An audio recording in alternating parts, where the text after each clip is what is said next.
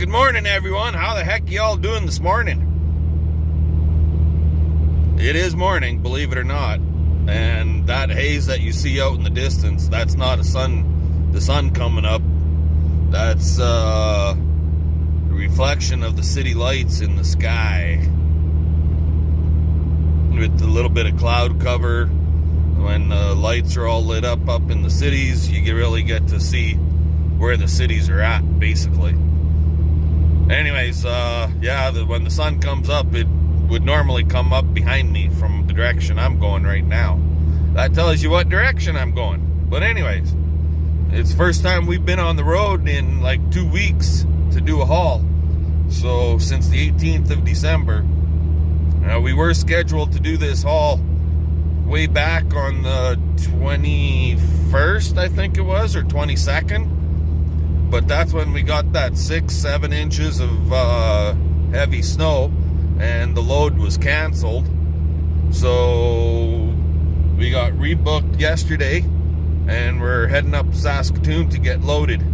And today, I don't know what it is about this load, but today it's -3 right now. With the wind, it's like -14, they say. This is all in Celsius, guys. Wind is somewhere gusting to around 35 or something like that. But it's supposed to rain. There's a risk of freezing rain until 2 o'clock this afternoon. Like, what the heck? It's January the 5th, and we're dealing with freezing rain warnings. I haven't had weather like this since the 80s. So, fun. Anyway, sun's not going to be up for another couple hours. It's 6:30 now, and we're on the road. So, we will talk to you guys when the sun comes back. How's that sound? See you then. Oh, hey guys, how's it going? There you can see the odd snowflake coming down. Well, it's starting to snow now. On the way up, we're in Saskatoon. I'm in the back lot, and we got to load up all this and those 2 stairs right there. But again, it's all stacked ass backwards as far as I'm concerned, and they're not going to want to friggin' restack it, and it's too big and awkward for me to do it by hand. So I guess it'll be what it'll be. On the way up, there's a couple of times where it was raining hard enough that the wipers were constant, and traffic was basically down to 40 kilometers an hour for a good part of her. Once we got past the halfway point, like Davidson to Saskatoon, there's lots of areas where it was really slow in our travel. So did hit a couple of icy patches south of Davidson in that Bethune, Kylage Farmerman's neck of the woods, and Crake area.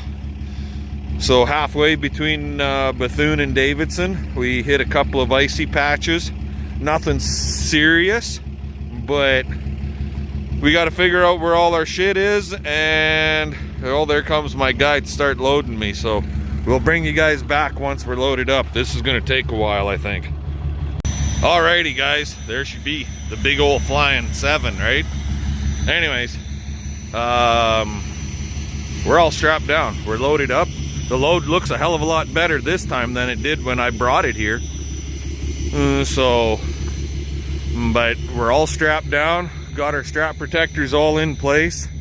And let's see if we can lose this son of a bitch in the ditch along the way, I guess. Yeah, don't say that too loudly, Mr. Pana. So, actually, we're going to grab a red flag and throw it on the back end. I'm sticking out about 2 feet, so I better put a flag back there. Just to be on the safe side, because you never know who's a dumbass nowadays.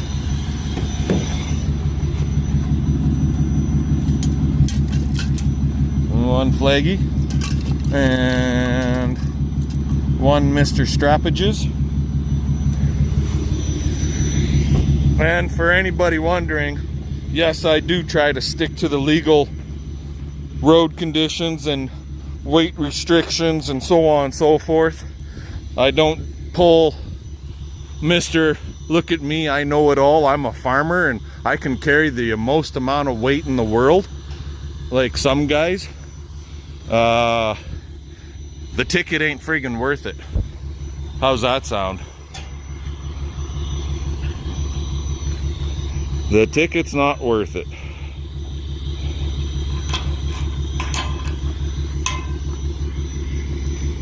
Ah, I'm gonna bring you guys back in a sec. I need another hand for this. There, got him on. So he ain't gonna come off there, I don't think. So yeah, today we're only about 12,000 today. My legal load limit is 15,000 pounds on the trailer, and I don't care who you are. I've got 18,000 pound axles, okay? I've got a 1-ton Dodge, and I don't care who you are. You go and you put, or I got 12,000 pound axles, I should say. My legal load limit on the trailer is 18,000 pounds. Just because those are 12s and you combine them as 24, you gotta subtract the weight of your friggin' trailer, guys. Now with this truck, when she's all decked out because of the weight of the trailer, weight of the truck, all my straps and boomers and binders and so on and so forth and chains, full of fuel, my legal load limit is 15,000 pounds. There's a hell of a lot of guys out there that say, oh, you can put 20,000 on there. You got 24,000 pounds of axle space. Not. It's not what the trailer can handle necessarily, it's what the truck can handle. And according to regulation, SGI, 3500 series Dodge is, even though the book says it can handle towing capacity of 30,000, they won't let me go any higher than 33,000 pounds total, truck, trailer, and payload, which gives me a 15,000 pound payload. So if anybody tries telling you differently, that their trailer, because they got 3 7,000 pound axles, well, those 3 7,000 pound axles does not allow you to put 20,000 pounds on your trailer. It only allows you to put about 14,000 pounds on your trailer to 15,000 max. So anyways, back in a bit, guys. We're gonna try getting out of the city here without getting a wreck. I'll bring you back once we hit the highway. Alrighty, guys, so here we are. We finally out of Saskatoon. As we're leaving town, the very last set of lights, basically the last one, go and hit the brake and, oh, we're sliding, son of a bitch, it's a red light, we're sliding. And just as we were about to friggin' go through the friggin' red light, it turned green. Woohoo! Good thing nobody was sliding from the other direction. But yeah, highways are on the icy side, and then they're on the wet side, and then you hit the icy side, and it's just up and down and all around, and just not the best of driving conditions. But we will prevail and we'll get to where we gotta go. Something I wanted to touch on, like I was saying before about load weights and stuff. Don't get me wrong, guys.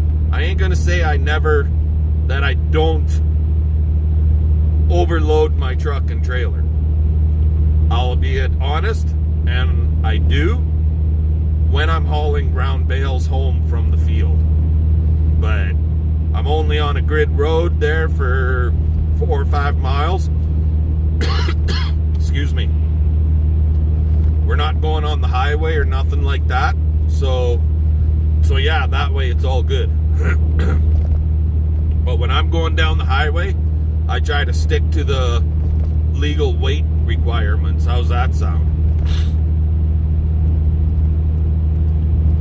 And there's an ambulance, so there he goes. Lights are on, so he's cruising. Either somebody got sick with COVID or somebody was in an accident and, well, they had COVID anyways. My son just phoned me. Tristan phoned. He's playing in the shop and He just basically phoned to see how things were going with us out here on the highway, and to let me know that there's a 4 semi pile up in Regina area somewhere, I guess. I don't know. Some of them truck drivers need to learn how to drive. Yeah, there. How's that sound? And the wife phoned and told me to be safe and drive safe, because the highways are really bad and it's been raining at home for quite a while, she said. And then also that there was a coyote sleeping in our corral number 2. No cows in that corral, but there was a coyote sleeping in there, and I never did get a chance to find out if she got a pop at the little bastard or not. Anyway, this is what the roads are looking like.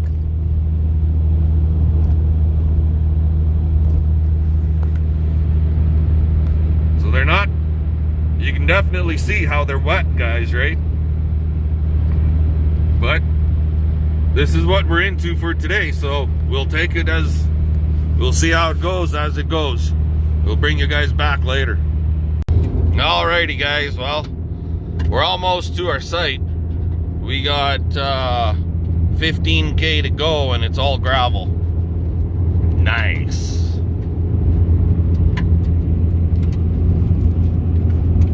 Big old Case tractor sitting out there with a grain bag extractor.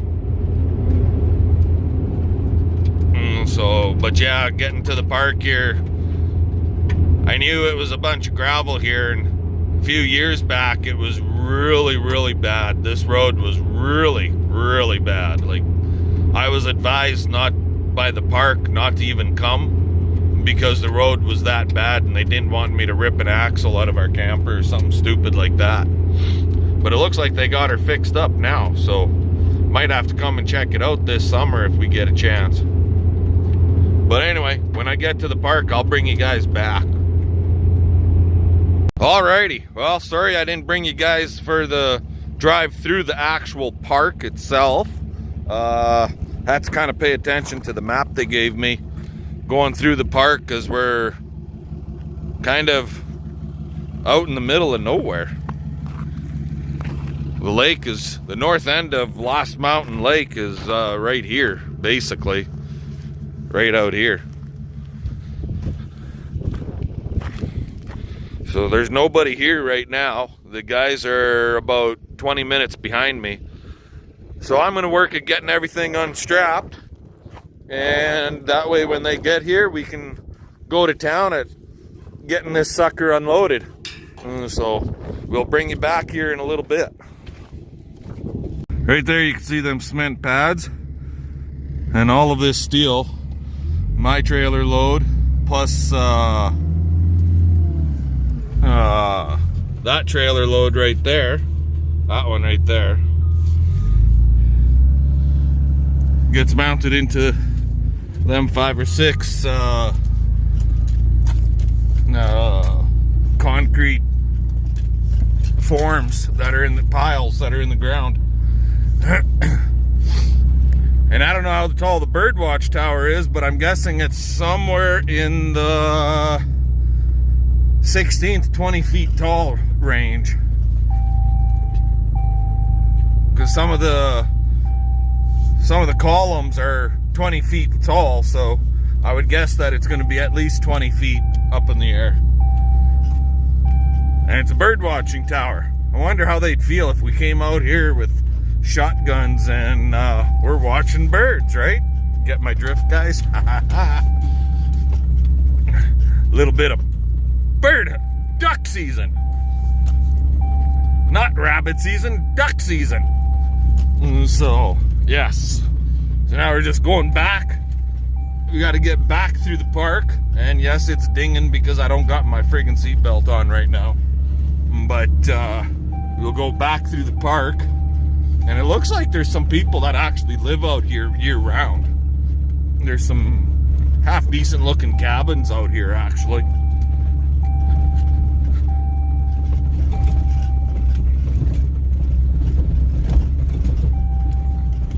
Kind of a friggin' goat trail getting out there to where that spot is.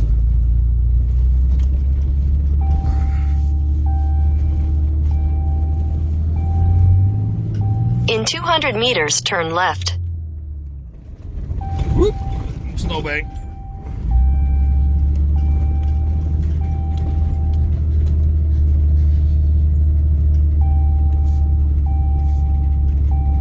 Take the next left. I don't know how many campers are here year round. Not very many, but I imagine this place fills up pretty god darn good. Come In 200 meters, turn left. time. Lots of camping area in through those trees right there.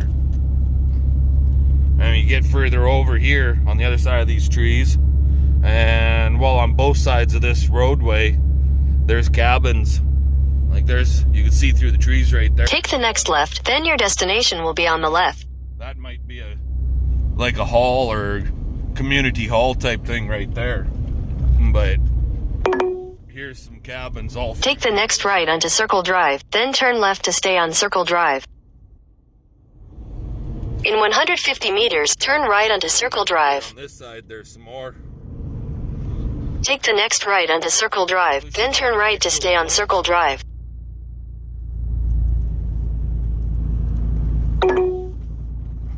In 100 meters, make a U-turn. Old Make a U-turn, then turn right. house trailers. Make a U-turn, then turn right.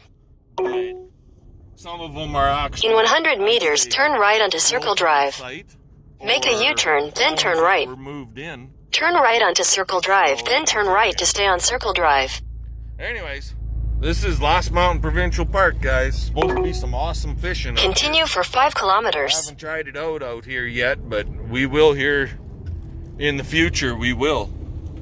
So we'll bring it back in a little while. Hey guys. Yeah, we're still on the road, but we'll be home in about 15 minutes. So that ain't so bad. Gonna get home, check on some critters, and give Tristan a hand with his brakes on his truck. He bought brakes for the back end of the truck. He phoned it in, told him the part number he needed. They says, yep, we got him here. He runs in there, like he got the brakes before Christmas. And anyways, goes to put the brakes on here this afternoon. Excuse me. Goes to put the brakes on this afternoon, and wouldn't you guess, they gave him the wrong friggin' brakes. So he phones them up and starts bitching at him, like, what the hell is all this bullshit? They gave him brakes for a friggin' Ford Escape. Well, how the hell do you screw up brake pads for a Ford Escape to a Ford F-150 with a Power Stroke diesel engine in it? I don't know. Somebody screwed up. So he had to run into the city. He borrowed his mother's truck, ran into the city, takes the brakes in, and he gets there and they tell him that we don't got your brakes. These are the wrong ones too. And it's like, what the hell? You guys, I phoned in, you guys told me you had them in your hand. These are the wrong ones, we don't got your brakes. So they're arguing back and forth, and then the guy goes, are you wanting rear brakes or front brakes? And Tristan tells him, I need the rear brakes. It's right on the freaking invoice. Rear brakes. For 2019 F-150.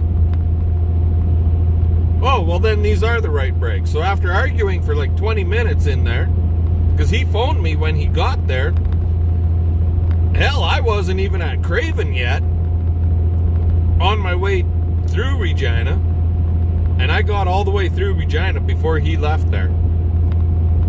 Go friggin' figure, right? But then I had to stop at the bank in White City on the way home, so he got ahead of me. So he's home now, I'm sure, or real damn close to being home now. So when I get there, I'll give him a hand to finish his truck up, get those brakes installed. Tomorrow we're at home, and Thursday we're back on the road. Thursday will be a good one. Thursday we got to go to We got to load up in Regina, go up to Saskatoon, unload and reload, then from there to Yorkton, unload and reload in Yorkton, and then back to Regina on Friday morning. So Thursday will be a good day. Hell, even today, you know, 700, basically did 700 freaking K today. But anyway, I'll bring you guys back when we get home and we're working on that darn F-150 of Tristan's. We'll talk to you guys then. Well, good morning, everyone. It's the next day. It's Wednesday. Look at that sun. She's shining bright. Just got done doing some choring at the barn. And with that, I'm going to cut this video off right here before I start my stuff for today. So give us a thumbs up, comment, subscribe, tell your friends and your neighbors to come on board with us. Today's gonna be a good one today. We'll try and get some stuff done. So anyways, we'll catch you guys later. Fun, fun, fun. Let's get her done. Alrighty guys, so because I was on the road yesterday, I did get that corral panel started up Monday evening. You guys saw that. And Tristan got it welded yesterday while I was gone. And then he went and we were working on his truck to get the brakes all fixed up in it. We got that done last night, but this is what the corral panel looks like. That's how we make them right there.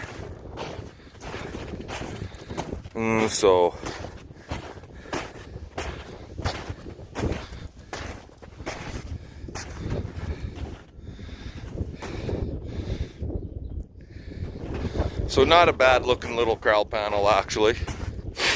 And we put 2 chains on that on the one end. And just use a snap hook on there. And yeah, oh, he bent the bottom fucking rail, the little bugger. I know exactly what he did. He grappled her. I'll have to tell him he can't be doing that no more. But yeah, she's 2 7/8 across the top. All of our verticals are 2 7/8.